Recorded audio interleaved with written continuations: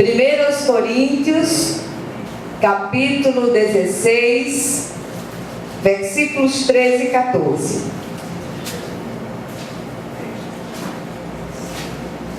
Eu já escrevi, já botei Paulo escrevendo uma nova epístola, né? Ou mais de uma epístola para os colossenses. Mas vamos, todos acharam? Amém. 1 Coríntios, capítulo 16, versículos 13 e 14, diz assim a palavra do Senhor: Sede vigilantes, permanecei firmes na fé, portai-vos varonilmente, fortalecei-vos. Todos os vossos atos sejam feitos com amor. Amém. Amém? Vamos orar. Senhor nosso Deus, nosso Pai, nós queremos louvar e bendizer o Teu nome. Nós queremos render graças ao Senhor, porque o Senhor é bom e porque a sua misericórdia dura para sempre. Nós te pedimos uma bênção especial sobre esta palavra, a ministração dessa palavra, que o Senhor possa restaurar o meu cansaço de hoje, que o Senhor possa fortalecer as minhas forças, e em nome de Jesus, que essa palavra encontre abrigo nos corações de uma maneira viva, em nome de Jesus. Amém? Amém. Queridos, eu queria começar a ministração dessa palavra com um convite do Espírito para que nós restabeleçamos os nossos joelhos trôpegos e os nossos passos vacilantes.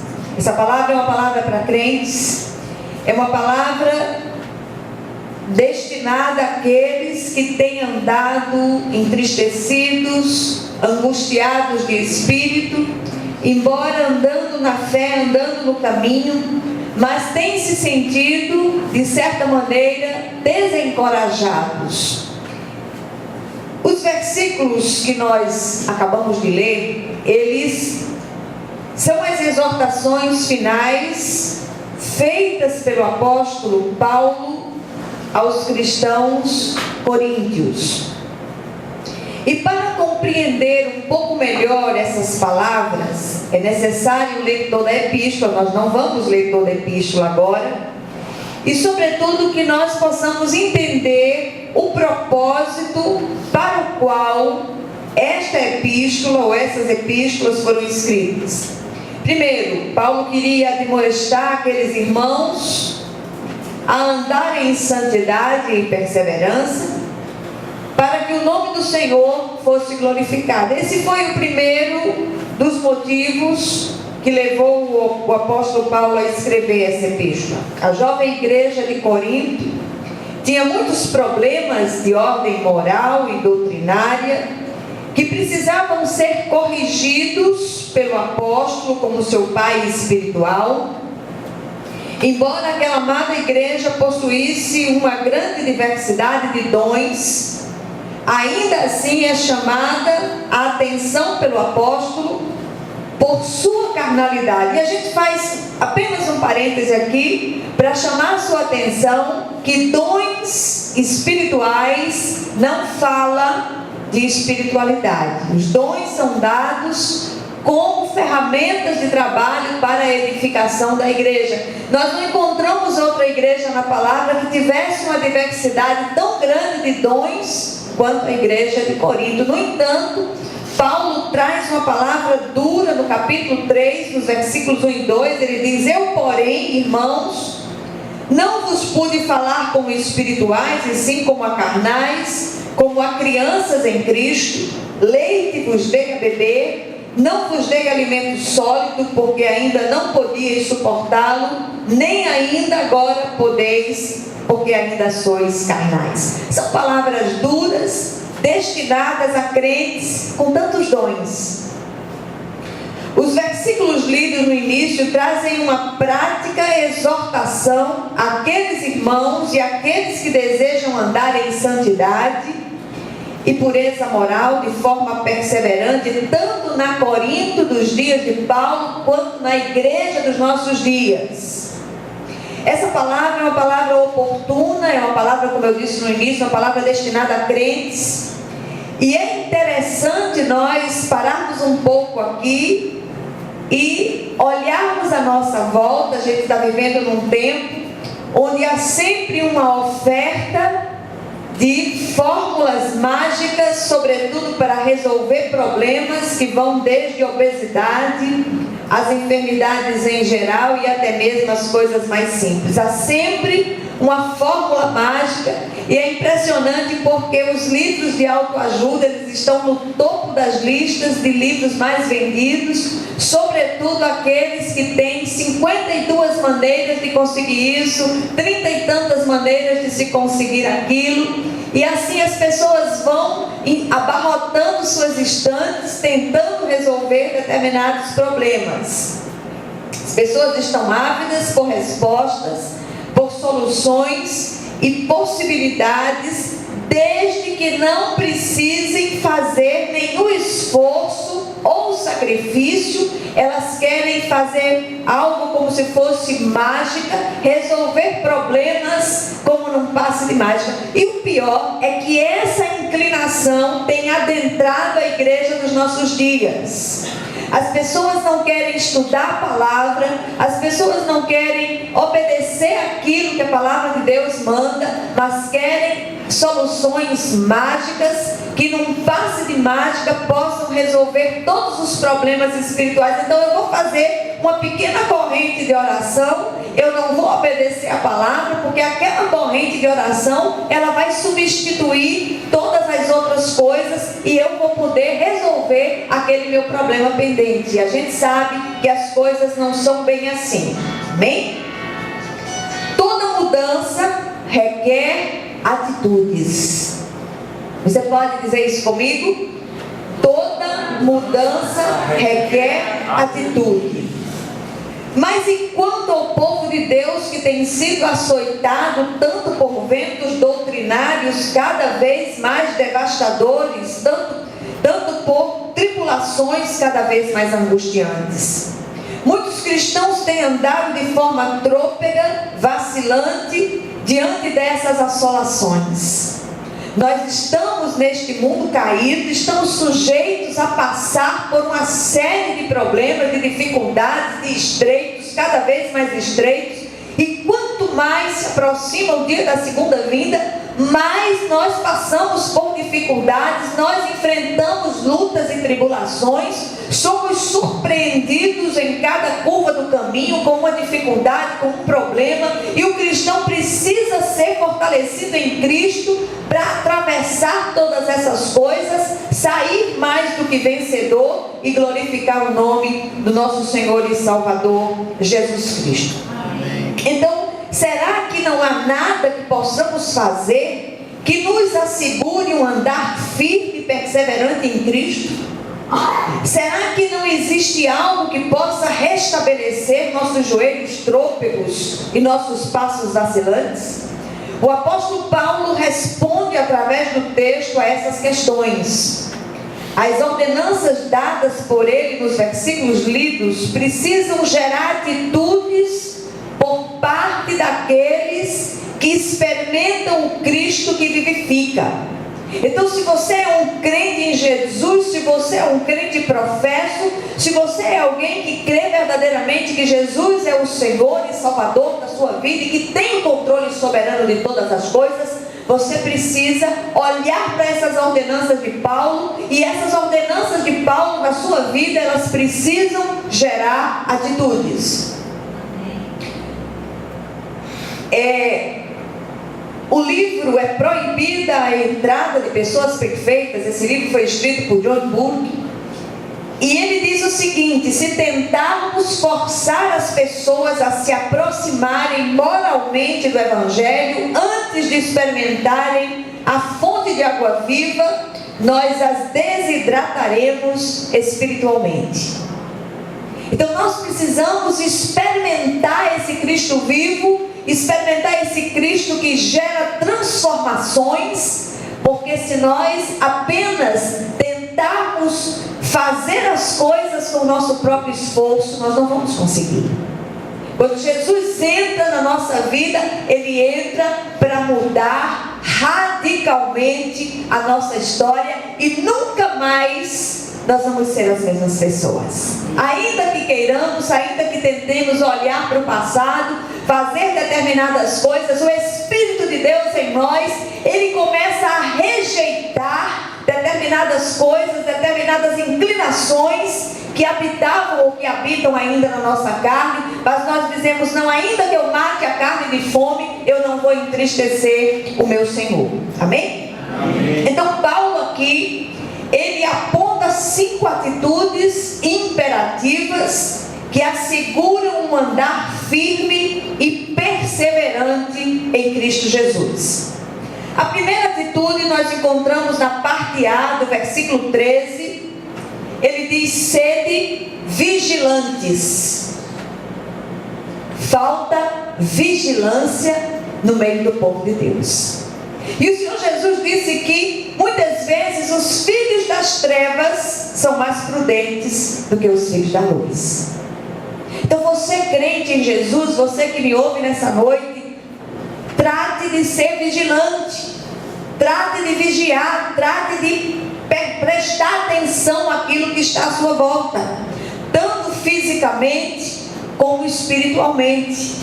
O povo de Deus precisa dessa vigilância. A atitude de vigilância tem sido negligenciada pela maioria absoluta de nós, e essa falta de vigilância tem dado oportunidade àqueles que nos espreitam de forma oportunista, tanto espiritualmente quanto fisicamente. Amém? Amém.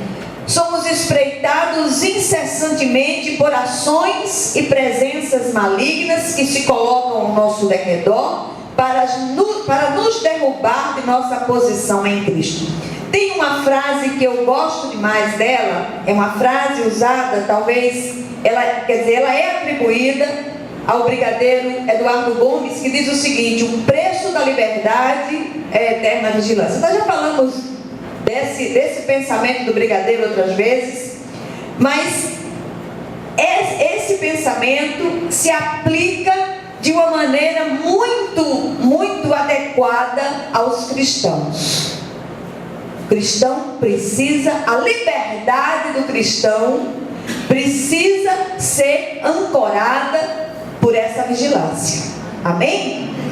Então, quando nós olhamos para esta terra, que é uma arena de santificação, nós não estamos aqui passando férias, nem estamos aqui passando um tempo de descanso, de refrigério. Pelo contrário, nós estamos numa arena de guerra, numa praça de guerra, onde nós estamos sendo tratados por Deus e santificados pelo Senhor.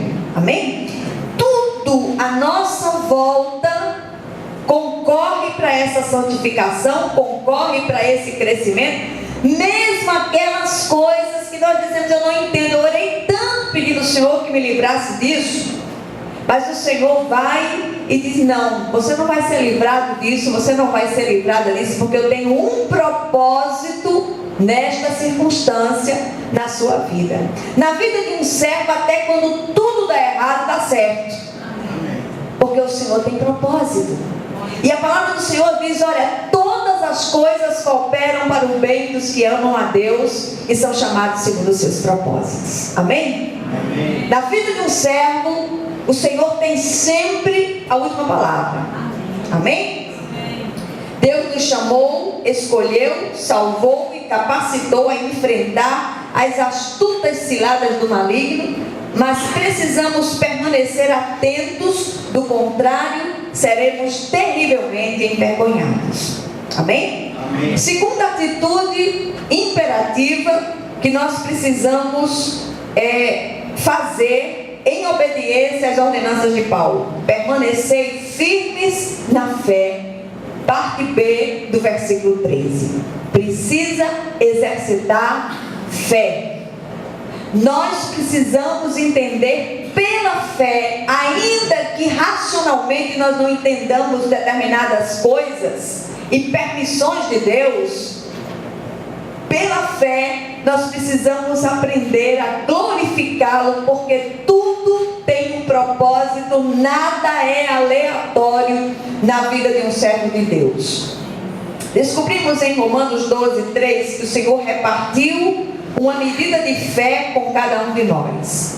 Contudo, essa medida de fé precisa ser multiplicada ouvindo e acatando a palavra de Deus. A fé vem pelo ouvir e ouvir a palavra de Deus. Quanto mais ouvimos essa palavra, mais essa palavra vai gerando vida no nosso coração, vai nos fortalecendo no Senhor e nós vamos vendo os agires de Deus em todas as situações. Amém? Amém. Quando a fé se instala, ela dá firmeza aos nossos passos. Sabe por quê? Porque a fé é uma certeza.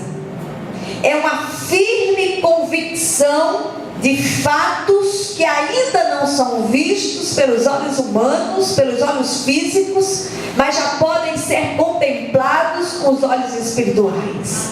Senhor, eu creio, e eu gosto demais de um versículo que está lá no Velho Testamento, no livro dos Reis, ou no livro das Crônicas, eu não me lembro agora ao certo, mas que diz assim: eu não vejo vento, não estou vendo vento, nem estou vendo chuva, mas eu sei que essas covas se encherão de água e todo o exército beberá essa água, e eu sei que o Senhor está fazendo grandes coisas, o Senhor está agindo ao meu favor, porque o Senhor é aquele que não pode mentir. No livro do profeta Isaías, o Senhor é mostrado como aquele que trabalha para aqueles que nele esperam. Então, queridos, o Senhor está trabalhando a seu favor. Amém. Nós temos essa certeza porque a palavra de Deus nos dá essa certeza, e nós precisamos aprender que se tivermos fé como um minúsculo grão de mostarda, nós podemos deslocar os montes que têm obstaculado as nossas vitórias, e grandes vitórias têm reservadas para nós da parte do nosso Deus. Amém? Terceira atitude imperativa gerada pela ordem, pela ordenança de Paulo, é: portai-vos varonilmente. Parte C do versículo 13. Aqui equivale dizer: comportem-se como pessoas maduras, comportem-se como gente grande, parem de se comportar como crianças na fé. Crer é também pensar. E muitas vezes nós dizemos: meu Deus, por que o Senhor me deixou passar por isso? Deixa de ser criança, deixa de ser menino na fé. Deus tem propósito para essa situação. Maturidade espiritual se adquire quando nos alimentamos, meditamos e praticamos a palavra de Deus. Tem muito crente enfraquecido, desnutrido espiritualmente, porque tem se alimentado nos fast foods espirituais, aqueles lugares onde é oferecida apenas uma pequena refeição, às vezes uma palavra, um versículo é recortado, é retalhado da palavra de Deus, somente para gerar determinadas coisas, determinados propósitos específicos, mas as pessoas hoje não querem, não gostam de estudar a palavra de Deus, e é preciso aprender ou reaprender a estudar sistematicamente a palavra do Senhor. Não existe outro método, não existe outro meio de você se nutrir espiritualmente, senão indo diariamente à mesa do banquete, sentando-se ali, meditando naquilo que o Senhor deseja falar ao seu coração. Os ventos doutrinários contrários à palavra de Deus são devastadores e têm sido uma grande arma nas mãos do adversário. Então, queridos, o propósito disso é minar a perseverança dos santos, postergando ou impedindo a sua maturidade espiritual. Às vezes eu fico estarrecida com crentes com 20 anos de evangelho e vem trazendo doutrinas, coisas que eu nunca vi na minha vida.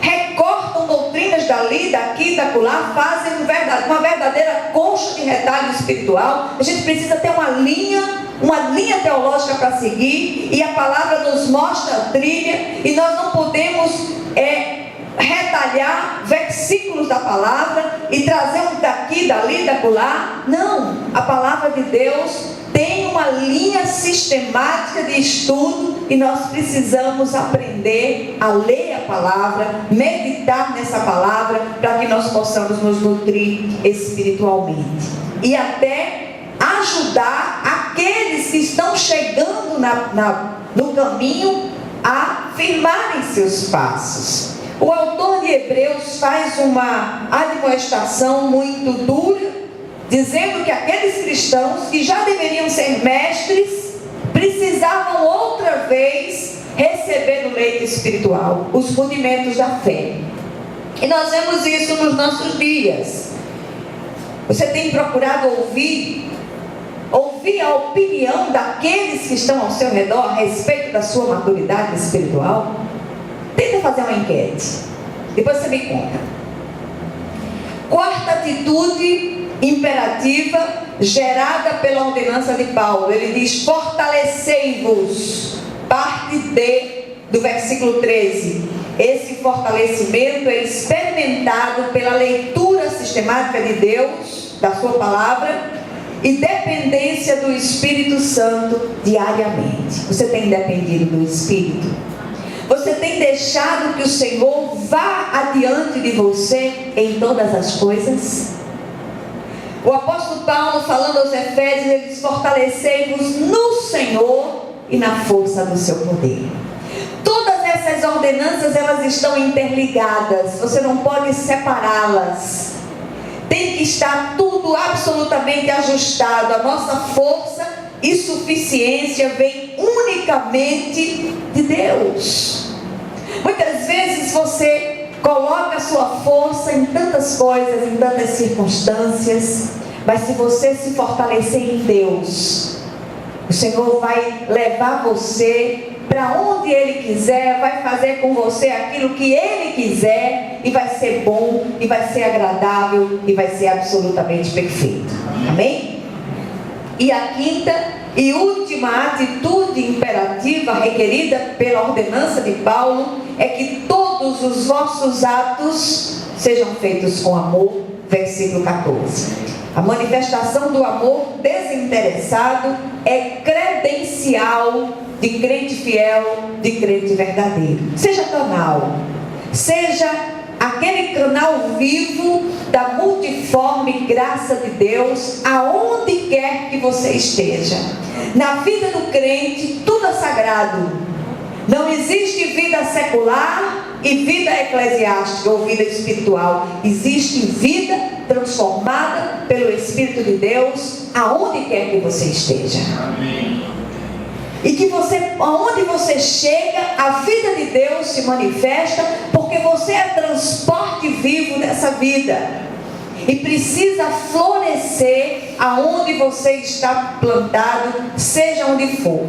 Os atos concretos de amor de cada crente, sobretudo pelos que não merecem testemunho de Cristo, não só lá fora, mas especialmente para os de sua própria casa. Tem um texto, dessa vez de verdade, de Colossenses, capítulo 3, versículo 23, onde o apóstolo diz assim: tudo quanto fizerdes, fazei-o de todo o coração como para o Senhor e não para homens.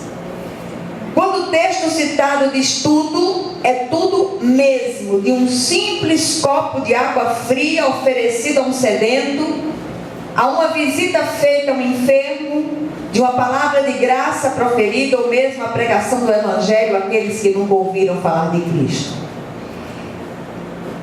Aí eu queria fazer só uma pequena observação para as esposas e os esposos que estão presentes. Você tem elogiado o homem de Deus, a sua esposa? Você tem dito a ela o quanto a ama e quanto ela é importante para você? Se não disse hoje, diga. Tem tempo. E você, mulher de Deus, você tem dito ao seu marido o quanto ele é importante para você? Alexandre está dizendo que não. Então é tempo de dizer, viu? É tempo de dizer.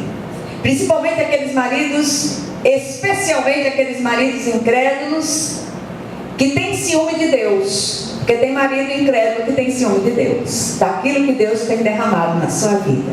Então seja amorosa, fale com ele, diga o quanto você o ama, o quanto ele é importante para você. Amém? Sejam canais da multiforme graça de Deus. O que aprendemos aqui? Em primeiro lugar, precisamos aprender a depender de Deus e de sua santa palavra. Quando levamos a sério o que dizem as Escrituras, as coisas começam a fluir para nós. Segundo lugar, precisamos reaprender a vigiar e orar em todo o tempo. Não terceirize a oração e a vigilância. Entre com ousadia no Santo dos Santos, leve diante de Deus a sua demanda e ache graça em sua presença. Precisamos permanecer firmes na fé e construir a nossa casa espiritual sobre a rocha eterna que é Jesus Cristo nosso Senhor. A fé, diz o apóstolo João, é a vitória que vence o mundo. Nós precisamos exercitar a nossa fé. Terceiro lugar, aprendamos a nos portar como gente grande espiritualmente, a nos portar varonilmente, de forma madura e corajosa, para que possamos cuidar dos novos crentes. Quarto lugar, precisamos aprender a buscar o fortalecimento do Senhor e na força do seu poder. E finalmente, que todos os nossos atos sejam feitos com amor. Que o Senhor possa aplicar essa porção da palavra ao nosso coração nessa noite, em nome de Jesus. Vamos orar uns pelos outros.